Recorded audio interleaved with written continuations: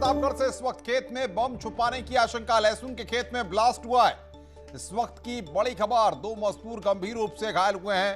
प्रतापगढ़ से इस वक्त की बड़ी खबर, एसपी नेता के खेत में खुदाई के दौरान यह घटना है। खेत में बम छुपाने की आशंका। प्रतापगढ़ से इस वक्त की बड़ी खबर, एसपी के जिला जो सचिव है वो हिरासत में लिया गया है। समाजवादी पार्टी के जिला सचिव को हिरासत में लिया गया है। लहसुन के खेत में ब्लास्ट हुआ है। 2 मजदूर गंभीर रूप से वहां पर घायल हुए हैं। प्रतापगढ़ पुलिस इस पूरे मामले की जांच पड़ताल में जुटी हुई है।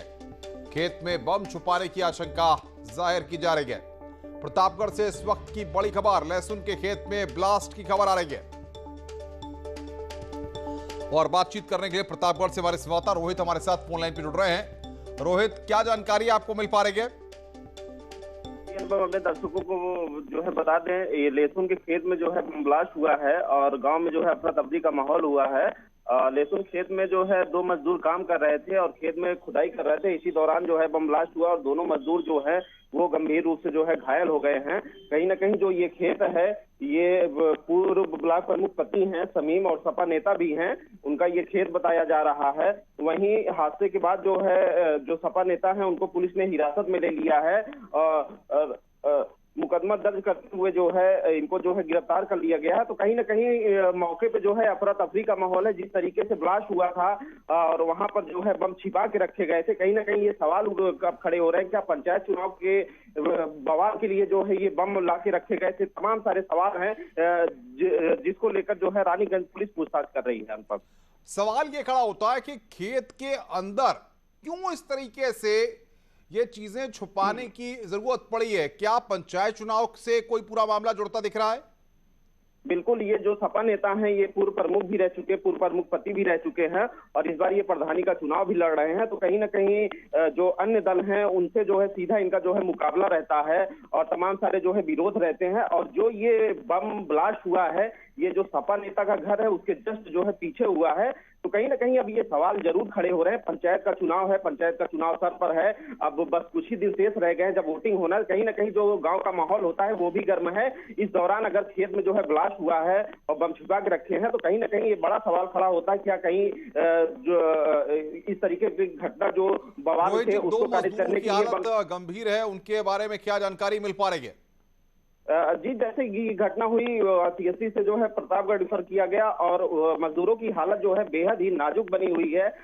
यहाँ प्रतापगढ़ के डॉक्टरों ने हायर सेंटर प्रयागराज के लिए उनको रिफर कर दिया गया है। उनका इलाज जो है चल रहा है। कहीं ना कहीं उनकी हालत जो है वो बेहद ही गंभीर बताई जा रही है। उन पर रोहित, बहुत बहुत शुक्रिया आपका हमारे साथ जुड़ने के लिए और बातचीत करने के लिए। रोहित हमारे संवाददाता प्रतापगढ़ से इस बड़ी खबर पर हमें अपडेट दे रहे थे। लहसुन के खेत में ब्लास्ट हुआ है। 2 मजदूर गंभीर रूप से घायल हुए हैं। एसपी नेता के खेत में खुदाई के दौरान यहां पर यह घटना घटी है। एक्सक्लूसिव तस्वीरें इस वक्त हम आपकी स्क्रीन पर आपको दिखा रहे हैं। एसपी के जिला सचिव को पुलिस ने इस पूरे मामले में हिरासत में लिया है।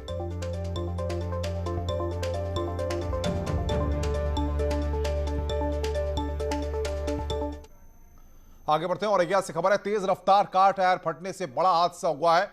टायर फटने से बेकाबू हुई ये कार 2 बाइक सवार को टक्कर मार दी गई। इसमें एक युवक की मौके पर ही मौत हो गई है, जबकि महिला समेत 4 लोग गंभीर रूप से घायल हो गए हैं, जिन्हें इलाज के लिए सैफई मेडिकल कॉलेज रेफर कर दिया गया। इतना ही नहीं, बाइक में टक्कर मारने के बाद कार भी आगे जाकर पलट गई। इसमें कार के परखच्चे उड़ गए हैं। मामला बेला थाना क्षेत्र के कैथावा मोड़ का है। तो कार का टायर फटने से हादसा हुआ है। 2 बाइक से बेकाबू कार टकराई, जिसमें एक की मौत हो गई है।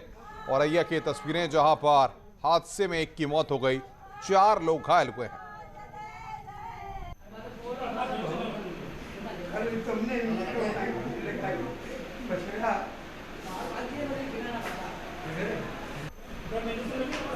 तो कार का टायर फटने से यहां पर यह हादसा हुआ है।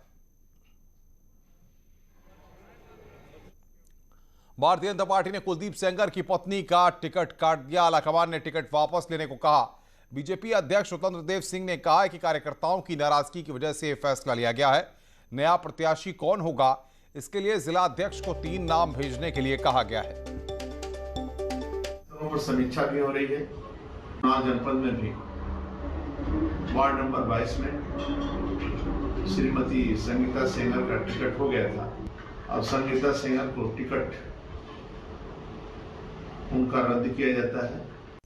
राजधानी लखनऊ में स्थित बैकुंठ धाम और गुलाला घाट पर आज अंतिम संस्कार की प्रक्रिया कल की तुलना में सामान्य नजर आ रही है।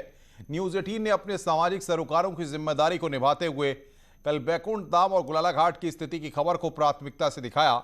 स्थानीय प्रशासन नगर निगम की टीम ने दोनों घाटों पर व्यवस्था सुचारू कर दी है। कल जिन सड़कों पर 300 से 400 मीटर लंबी लाइन दिखाई दे रही थी, आज वहां पर गाड़ियों का काफिला नहीं है। पर कल हालात बहुत ज़्यादा पेचीदा और भयावह थे। मेरे पीछे जो सड़क आप देख पा रहे हैं, ये वही सड़क है जिस पर 300 मीटर से लेकर के 400 मीटर लंबी दूरी तक गाड़ियों का काफिला लगा हुआ था। फिलहाल सूरत हाल अब सुकून देने वाली है। न्यूज़ 18 ने अपनी सामाजिक सरोकार की जिम्मेदारी को निभाते हुए कल प्रमुखता से इस खबर को दिखाया था। सरकार और जिला प्रशासन के साथ साथ नगर निगम जगह है और अब शवों के दाह यानी अंतिम संस्कार का काम सुचारू रूप से चल रहा है।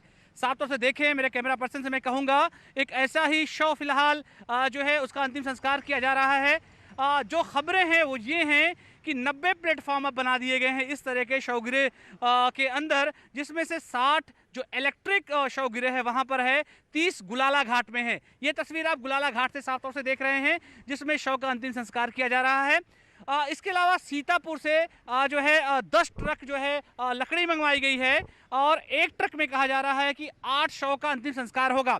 अब मैं बढ़ रहा हूं बैकुंठ धाम की तरफ, जहां के भी नज़ारे देखिए, जहां पर लगातार कल लंबी ट्रैफिक थी। अभी फिल वक्त यहां पर गाड़ियों का कोई झमेला नहीं है, गाड़ियों की तादाद कम है क्योंकि अंतिम संस्कार समय से और वक्त से हो रहा है, तो ऐसे में गाड़ियां यहां पर दिखाई नहीं दे रही हैं।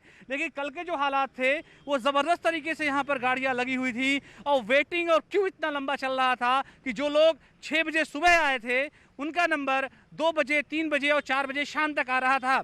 तो ऐसे में स्थानीय जो प्रशासन है, नगर निगम की बात कर लें, फिलहाल एक्टिव होने के बाद यहाँ पर स्थितियाँ बदस्तूर कल की तुलना में बेहतर दिखाई दे रही हैं। कल 100 से ज़्यादा शव का अंतिम संस्कार हुआ है, जिसमें 38 कोविड से लोगों की जो मौत हुई थी पिछले 24 घंटे में, उन तमाम लोगों की जो है बॉडियां थी।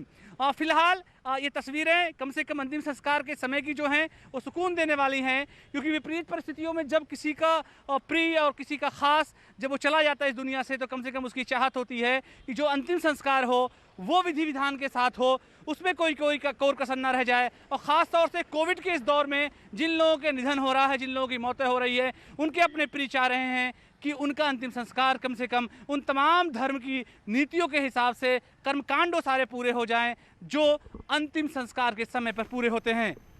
कैमरा पर्सन गोपी गिरी के साथ अलाउद्दीन, न्यूज़ 18 लखनऊ।